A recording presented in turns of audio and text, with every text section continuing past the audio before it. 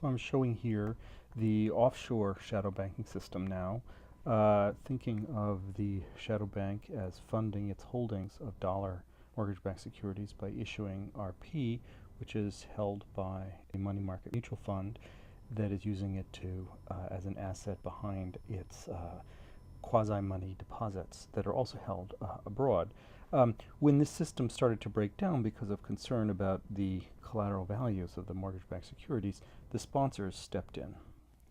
The first thing that happened, the sponsor of the money market mutual fund, I'm emphasizing here, and stood in between the money market mutual fund and the shadow banking system, okay, so that it became the RP counterparty, let's say, of the shadow bank, and let's just differentiate that, say it issued commercial paper that was held by the money market mutual fund, so that the money market mutual fund felt better about the backing of its assets. When the sponsor could no longer do this, basically the Fed did this.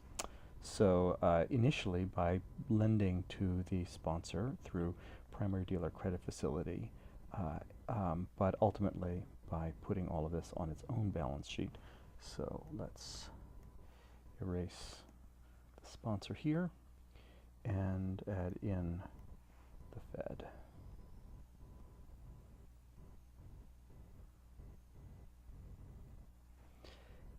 By ultimately holding mortgage-backed securities here and issuing excess reserves here.